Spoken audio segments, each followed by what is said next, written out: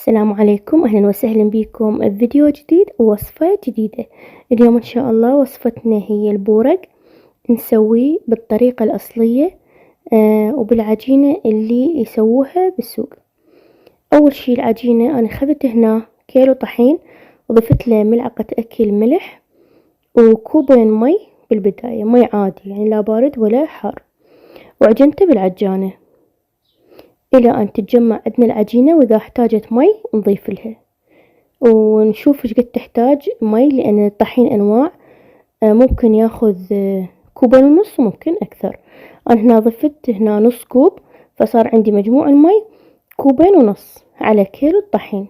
ونستمر بالعجن إلى أن تتجمع عندنا العجينة وتصير عندنا هيك عجينة قوية، مرتها تكون لينة وتكون ناعمة، هذا أهم شي. فنستمر بالعجن إلى أن نحصل على العجينة اللي نريدها.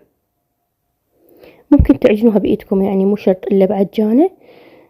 لاحظوا تكون بهذا الشكل العجينة ناعمة، بنفس الوقت تكون ملسة، هيك ناعمة وقوية وما تلزق بالإيد.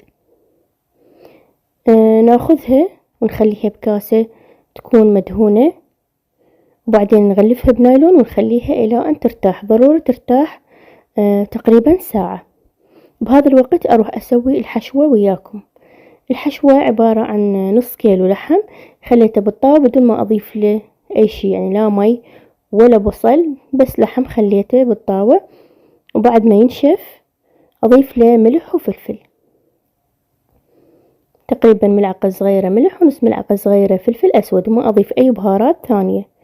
وبعد ما يستوي عندنا اللحم وينشف تماما، أخذه وأخليه إلى أن يبرد. هنا بعد ما برد عندنا اللحم جبت باكتين من المعدنوس ثرمتها وأضيفها. إذا تحبوا ممكن تضيفون بصل على الحشوة، بس هي حشوة البورق فقط لحم ومعدنوس. ممكن تضيفون جبن إذا حبيتوا. هنا عجنتنا من بعد ما ارتاحت صار لها ساعة، شوفوها صارت شوية طرية، هذا هو شكلها. أبدي أقطعها تقريبا أسويها 10 قطع، أو ممكن أسويها أقل أو أكثر. هنا بديت أشكلها أقراص، وضروري همين نبدي نخلي لهم زيت مرة ثانية، يعني ورا ما نشكلهم أقراص همين نبدي نخلي لهم زيت مرة ثانية ويرتاحون عندنا همين. خليتهم هنا بهاي الصينية، وهمين ضفت لهم كمية زينة من الزيت، لازم نزيتهم وهمين نغطيهم ونتركهم يرتاحون ساعة ثانية. أغلفهم بنايلون وأخليهم يرتاحون ساعة. هنا من بعد ساعة طبعا ارتاحت عندنا العجينة، هسه نبدي نشكلها. أخذ أول قرص، وضروري همين يكون المكان اللي نشتغل عليه بكمية من الزيت. وبعدها نبدي نمد العجينة ونفتحها ونسويها كلش رقيقة مثل الورقة، هيك افتحها شوية شوية. لاحظوا العجينة عندنا ما تشقق، لأن احنا مخلين كمية ملح كلش يعني كافي، لا تخلون ملح زايد ولا ناقص لأن تشقق عندكم العجينة. فنستمر نفتحها نسويها كلش خفيفة. هاي الأطراف شوفوها مرات تكون ثخينة فنشيلها بالسكين بهذا الشكل، نقصها ونخليها ويا العجين الباقي، ونبدي نسويها بهذا الشكل أرباع، ونخلي الحشوة كمية زينة من الحشوة ونبدي نسدها بهذا الشكل.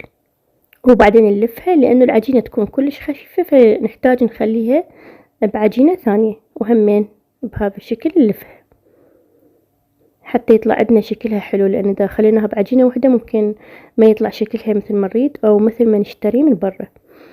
فهاي هنا سويت لكم واحدة ثانية، ونجمعهم كلهم وبعدين نقليهم. هنا همين سويت عجينة ثانية فتحتها، ضروري يكون كمية زينة عندنا من الزيت حتى تنفتح عندنا العجينة، ونسويها خفيفة. وهمين نكرر نفس الخطوات. شوفوا شلون كلش خفيفة، بحيث انه احنا نشوف الكاونتر اللي نشتغل عليه من خلالها، كلش تكون شفافة. هنا سويت همين كمية ثانية، لفتهم بنفس الطريقة عادي، يعني حتى لو شققت عندكم العجينة انتو بالعجينة الثانية كل شي ما يبين بعد. شوفوا شلون صارت عندنا حلوة وحجمها هم كلش مناسب. سويت هنا بعد وحدة، ممكن اذا تحبون تخلوهم كلهم على الصينية وتدخلوهم الفريزر وتجمدوهم، وش وقت ما تحتاجون تطلعون وتقلون. هنا سويت كمية حقليها لكم مباشرة، خليتها بكمية زينة من الزيت على حرارة وسط، ويكون الزيت حامي. الزيت يفضل يكون غزير حتى يحمرها كلها من كل الجهات. وبعدين نشيلهم ونصفيهم من الزيت ونستمر حتى نقلي كل الكمية.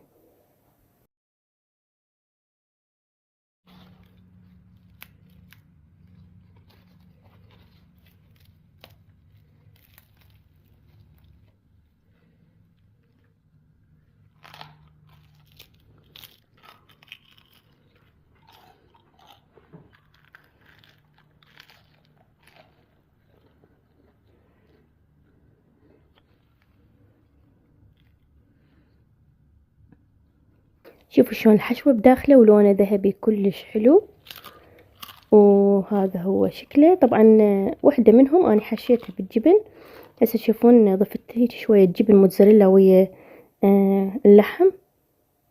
ها هنا قليت كمية ثانية وقدمتها بهذا الشكل ويا الكاتشب، كلش طيب يطلع وياه. احسن ما نشتريها من برا، نسويها احنا بالبيت. شوفوا الهشاشة ما شاء الله. هاي هنا حشيتها بالجبن، شوفوا الجبن شلون ذاب داخلها، بس حرمت خليت كمية قليلة. انتو اذا تحبون ممكن تحشوه بالجبن او اي حشوة انتو تحبوها. ممكن تحشوه بالدجاج او بالخضروات.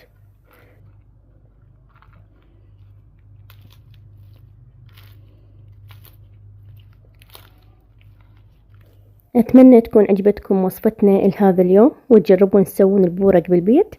والتقيكم بالفيديو القادم ان شاء الله. مع الف الف سلامة.